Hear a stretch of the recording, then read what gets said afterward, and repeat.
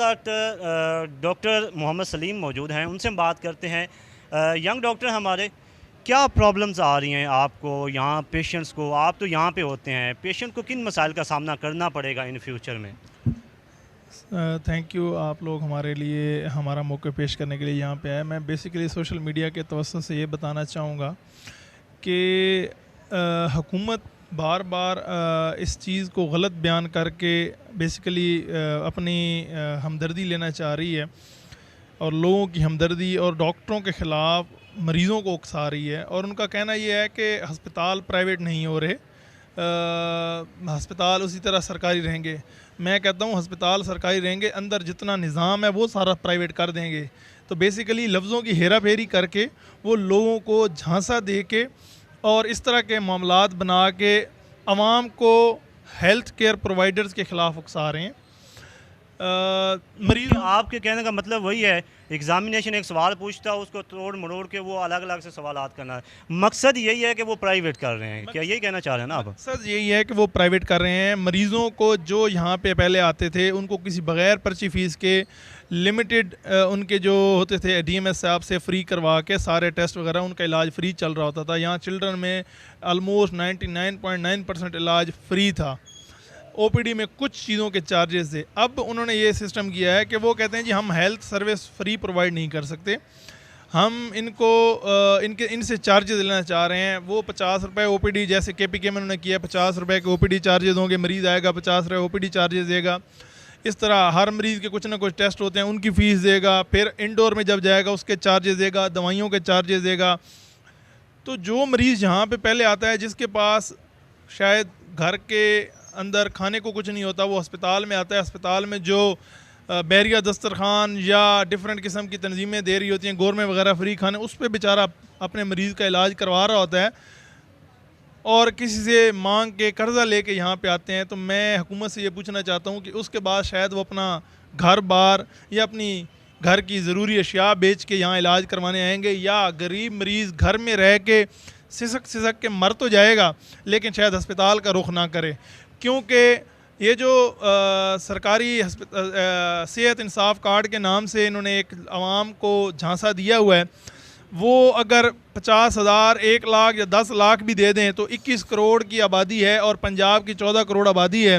उसमें 14 करोड़ आबादी के उसमें अगर 1 लाख या 5 लाख भी सेहत इंसाफ कार्ड दे देते हैं तो वो किसको मिलेंगे? सबसे पहली बात है वो उसको मिलेंगे जो इनका सियासी वर्कर होगा। बिल्कुल ऐसा ही है। तो क्या उस गरीब इंसान का कोई हक नहीं है जो किसी और सियासी जमात का कारकुन है या वो किसी भी सियासी जमात का कारकुन नहीं है तो वो सरकारी इलाज या सरकारी अस्पताल में आके मुफ्त इलाज की सहूलत हासिल कर सके?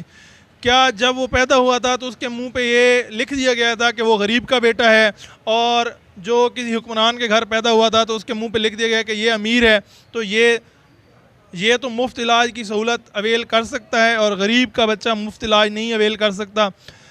ये हम कहते हैं दो नहीं एक पाकिस्तान, वेलफेयर पाकिस्तान, रियासत मदीना।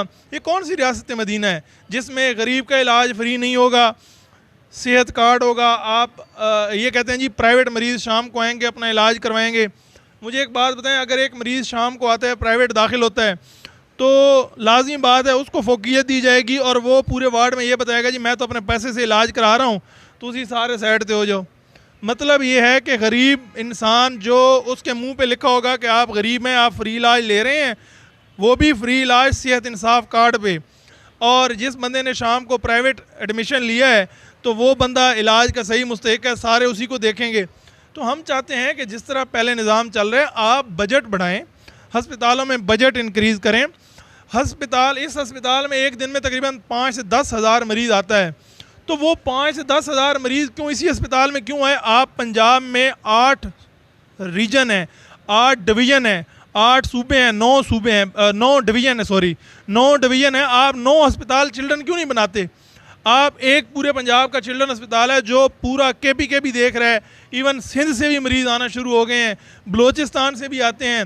जब पूरा पाकिस्तान इस एक चिल्ड्रन अस्पताल ने देखना है तो यहाँ पे जो मरीज़ आएगा उसको दुनिया की कोई ताकत दुनिया का कोई डॉक्टर उसको तसल्ली या सेटिस्फाई नहीं कर सकता। तो ये कौन सी रियासत मदीना है जहाँ आपने 1 करोड़ नौकरियाँ देनी थी, उसकी बजाय आप लोगों से नौकरियाँ छीन रहे हैं। यानी कि आपका मकसद मतलब है कि यहाँ जो लोग हैं या हुकूमत है वो नौकरियाँ देने के बजाय छीन रही है, इसका मतलब है हुकूमत क्या नाकाम है? आपसे सवाल है।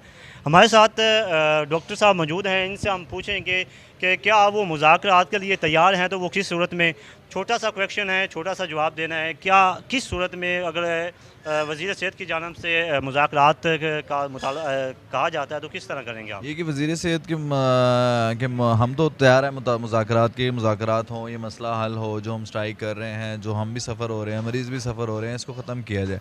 लेकिन बात यह है कि मैडम हर दफ़ा मतलब क्या है कि जो हमारे टीचर्स आगे बिठा देती हैं, मतलब कोई भी जो मतलब क्या है कि पावर रखता है बंदा, वो नहीं बिठाती। वो कहते हैं जी आके आप इनसे निगोशिएशन करें।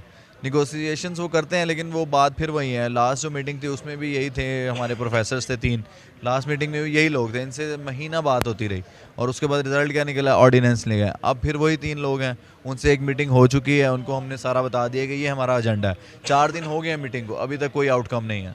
मीटिंग हुई है, किन के साथ हुई आप? ये था इनमें से प्रोफेसर महमूद याद साहब थे, आमिर जमान थे और गोंदल साहब थे।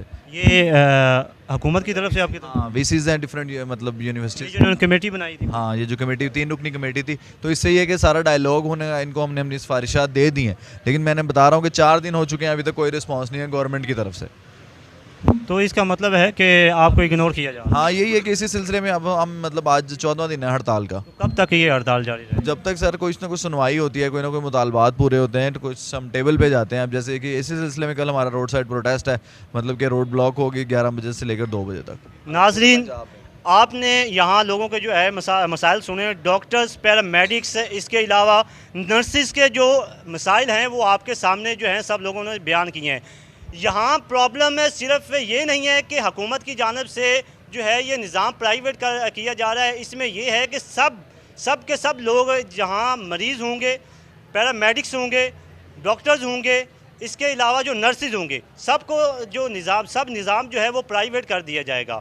तो सबसे असल बात जो हम आपको समराइज़ इसमें करते हैं उसमें ये बात ये है कि सब लोग जो हैं बड़े ही मसाइल का सामना इनको करना पड़ेगा। बहुत से मसाइल जो हैं इनकी वजह से यहाँ जो पेशेंट हैं उनको मसाइल का सामना करना पड़ेगा। मुझे लगता है जहाँ तक ये हुकूमत जो है इंतहाई किस्म की जो है वो नाकाम हो चुकी है। कल मैंने एक ख़बर देखी, लेकिन अभी आपके साथ शेयर नहीं कर सकता। मुझे इतना दुख हुआ, उसके बाद मैंने ये फ़ैसला किया कि इनका मसला जो है वो दिखाना चाहिए।